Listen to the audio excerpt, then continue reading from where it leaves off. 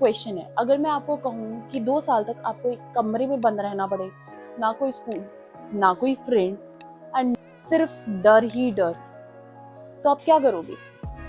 You know what Anne Frank did? She had written a diary, और वो diary आज के टाइम पे इतनी ज्यादा फेमस हुई जो आज वर्ल्ड वाइड पढ़ी जाती है। Let me tell you more clear. Welcome back to my channel English with Anji Dagar. This is Anji Dagar, your English educator, and today we are going to start chapter from the diary of Annie Frank. New to this channel, don't forget to subscribe my channel and hit the bell icon as well so that you will not miss any update. हम बात करने वाले Anne Frank, जिसका जन्म Frankfurt city Germany में हुआ था on the date of 12 जून 1929, जब जर्मनी में नाजीज पावर में आ गए थे, जिसको रूल करने के लिए कौन था? हिटलर था। और हिटलर जूस लोगों को बिल्कुल भी पसंद नहीं करता था, तो वो उनको पकड़ता था और कंसंट्रेशन कैंप में डाल दिया करता था उनको टॉर्चर करने के लिए। वो इतना ज्यादा क्रूअल और बैड बिहेवियर किया करता था उनके साथ कि लोगों की डेथ हो जाया करती। पहले वो मूव ऑन करते एम्स्टरडैम, वहाँ पे वो कुछ टाइम तक रहते हैं, बट बाद में जब नाजीज नीदरलैंड के अंदर भी पावर में आए तो ऑफ कोर्स एनी फ्रैंक की फैमिली को छुपने के लिए जाना पड़ा। You know what, where they have gone? वो गए थे अपने फादर की ऑफिस के बिल्डिंग के सीक्रेट रूम में, जहाँ पे उनको 2 साल तक छुपना पड़ा, बाहर नहीं निकल सकते थे। एंड 2 साल तक जब वो वहां पे थे तब एनी फ्रैंक ने डायरी लिखी, बट अनफॉर्चुनेटली बाद में वो पकड़े जाते हैं और फिर उनकी फैमिली को डाल दिया जाता है कॉन्सेंट्रेशन कैंप में। कॉन्सेंट्रेशन कैंप के अंदर ही एनी फ्रैंक और उसकी सिस्टर मार्गोट की डेथ हो जाती। देन जब वर्ल्ड वॉर सेकेंड खत्म हुआ तो सिर्फ ओटो फ्रैंक ही थे जो उनके फादर थे, वो कॉन्सेंट्रेशन कैंप से निकल के आते हैं। जब वो आते हैं वापस तो उनको एक डायरी मिलती है जो एनी फ्रैंक की डायरी थी। उस डायरी को वो पब्लिश करवाते हैं with the name of the diary of a young girl, जो आज वर्ल्ड वाइड फेमस है। पहले इसको इंग्लिश में पब्लिश करवाया गया, बाद में इसको काफी अदर लैंग्वेजेस में भी ट्रांसलेट करवाया गया। तो हम इस चैप्टर में उसी की लाइफ का एक छोटा सा इंसिडेंट पढ़ने वाले। Let's start. This is your chapter number 4 from the diary of Annie Frank. This section is important before you read. Fine. I've already told you what is in it in the introduction part. अब हम actually chapter start करने वाले हैं, जिसमें Anne Frank बोलती है कि उसने डायरी लिखना कैसे शुरू किया, कैसे उसके मन में आई। तो वो बताती है कि डायरी लिखना मेरे लिए काफी स्ट्रेंज एक्सपीरियंस था। स्ट्रेंज क्या होता है? बहुत ही अजीब एक्सपीरियंस था। क्यों? क्योंकि उसने एक तो पहले कभी डायरी नहीं लिखी थी।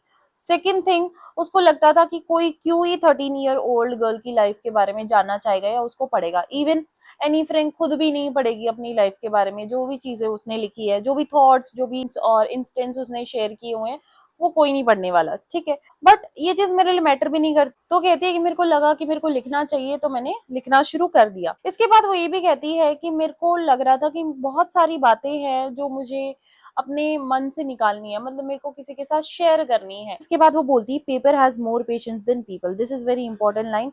वाई? क्योंकि वो कहती है पेशेंस मीन्स क्या होता है? धैर्य।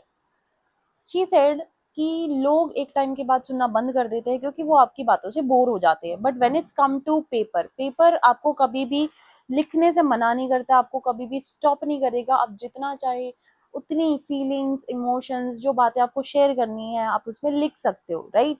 इसीलिए ये लाइन बोली गई है जो कि काफी इंपॉर्टेंट है। Okay, don't skip that.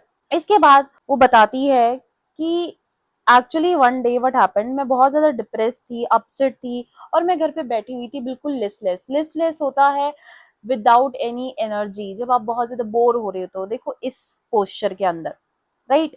तो सोच रही थी कि मैं क्या करूं, घर में रहूं या फिर बाहर जाऊं, क्या करना चाहिए, because she was getting bored. तो फाइनली शी स्टार्टेड थिंकिंग, और बहुत ही डीप थिंकिंग वो कर रही होती है। ब्रूडिंग मीन्स क्या होता है? डीप थिंकिंग करना, बहुत ही गहरी सोच में डूबना।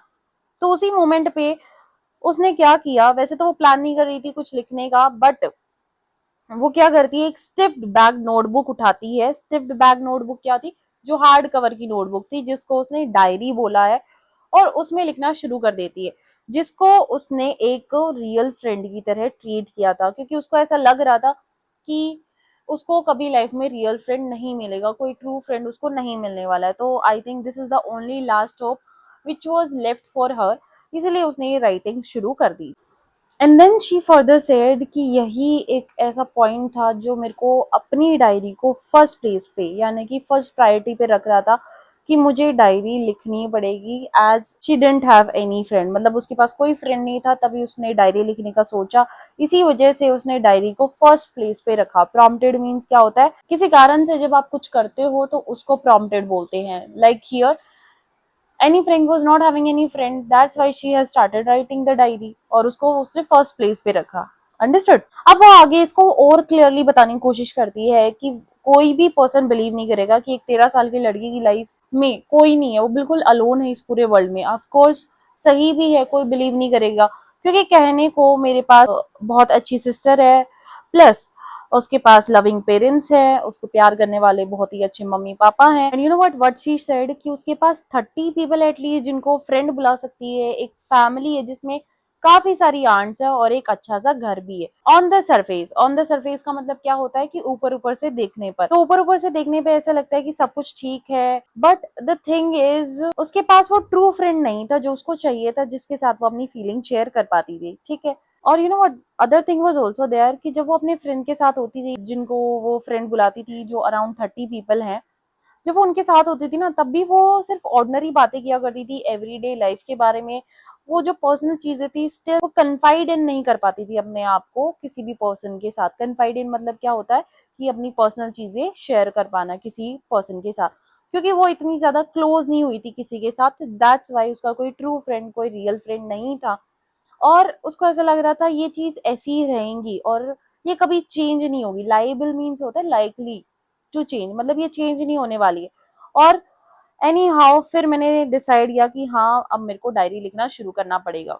ओके तो मेन रीजन ये था कि उसके पास कोई भी ट्रू फ्रेंड नहीं था। नाउ शी टोल्ड कि इतने टाइम से she was waiting for a true friend, तो अब उसने डायरी लिखने का शुरू कर दिया है। तो वो बताते कि मेरे को डायरी नॉर्मल पीपल की तरह फैक्ट्स रिलेटेड कुछ चीजें नहीं लिखनी है, यानी कि जो यूजुअल लोग लिखते हैं ना डेली लाइफ के बारे में, आज ये हुआ आज ऐसा हुआ, वो चीज नहीं लिखनी थी। मेरे को अपनी इमोशंस, अपनी फीलिंग्स उसके साथ शेयर करनी थी, जो मैं किसी और पर्सन के साथ शेयर नहीं कर पाती थी। ओके और उसने अपनी डायरी का नाम क्या रखा बेटा? किटी। क्या दिस इज इम्पोर्टेंट। जो भी चीजें मैं किटी के अंदर शेयर करने वाली हूँ, लिखने वाली हूँ, उसको कोई भी नहीं समझने वाला है, कोई नहीं समझ पाएगा बेसिकली। और अगर मुझे लिखना ही है, प्लंज मीन्स होता है टू जंप और टू डाइव इनटू समथिंग, अगर मुझे लिखना स्टार्ट करना ही है तो मैंने सोचा कि मैं अपना थोड़ा लाइफ का स्केच दे देती हूँ, यानी कि अपनी लाइफ का इंट्रोडक्शन दे देती हूँ ताकि चीजें आसान हो जाए। और जो कि मुझे बिल्कुल भी पसंद नहीं था करना, बट हाँ I had to start it. तो मैंने अपनी डायरी अपने छोटे से ब्रीफ कैरेक्टर स्केच से स्टार्ट की, अपनी लाइफ के बारे में बता के।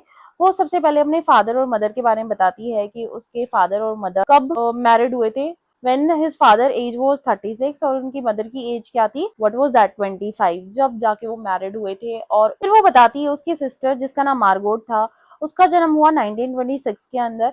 एंड एनी फ्रैंक का कब हुआ था? 12 जून 1929। I have already told you. कहाँ पे होता? फ्रैंकफर्ट, जो कि जर्मनी के अंदर है। तो मार्गोट एनी फ्रैंक से 3 साल बड़ी थी। तो ऑफ कोर्स उस टाइम नाजीज पावर में थे। तो क्या होता है, एनी फ्रैंक के फादर चले जाते हैं हॉलैंड में 1933 में, और उसके बाद उनकी मदर भी, जिनका नाम एडिथ होलेंडर फ्रैंक था, वो भी चली जाती है उनके बाद अब सितंबर में, राइट। और मार्गोट और एनी फ्रैंक, उनको कहाँ छोड़ दिया जाता है? एक्चन नाम की जगह पे, जहाँ पे उनकी ग्रैंड मदर रहा करती थी। वहां पे वो अपनी ग्रैंड मदर के साथ रहते हैं। ठीक है। उसके बाद मार्गोट भी दिसंबर में चली जाती है हॉलैंड में, और फिर फरवरी मंथ में नेक्स्ट ईयर यानी कि 1934 के अंदर मैं यानी कि एनी फ्रैंक भी चली जाती है। But she was saying this thing in a very funny way. क्यों? क्योंकि मार्गोट का बर्थडे था फरवरी मंथ में आता था, तो as a birthday gift she has been sent there. तो उसको ऐसे टेबल पे लाके पटक दिया। प्लंक डाउन होता है किसी को इनफॉर्मली किसी चीज पे प्लेस करना, तो लाइक उसको ऐसे रख दिया गया as a birthday present for Margot. ठीक है।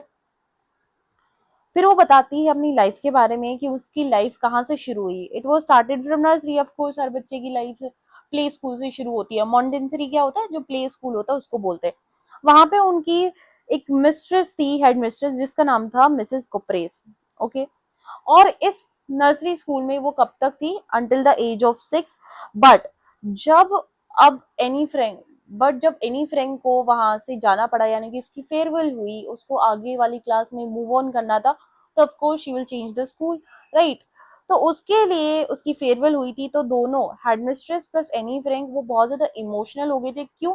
क्योंकि they were emotionally attach with each other. तो दोनों की आंखों में आंसू थे when Anne Frank was going far away from her. अब उसके बाद क्या होता है बेटा, 1941 के अंदर उसकी ग्रैंड मदर बहुत ज्यादा इल हो जाती है, मतलब सिक हो जाती है, जिस वजह से उनका ऑपरेशन भी होता है। और उस साल एनी फ्रैंक का बर्थडे इतने अच्छे से सेलिब्रेट नहीं हुआ था, राइट। और नेक्स्ट ईयर जनवरी के अंदर 1942 में उसकी ग्रैंड मदर की डेथ हो जाती है। But Anne Frank used to still love हर।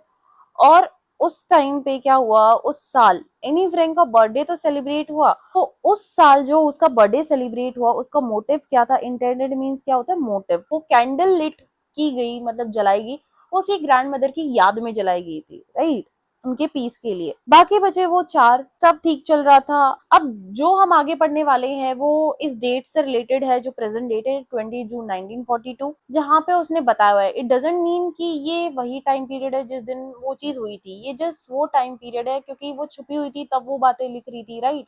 तो उसने कुछ रिकॉल किया था, तो उस दिन उसने इस डेट को वो चीजें लिखी थी। सोमन मीन्स क्या होता है, सोमन मीन्स होता है serious. So she started writing the diary and ये 13th बर्थडे था जिस दिन उसने को उसके फादर ने वो डायरी गिफ्ट की।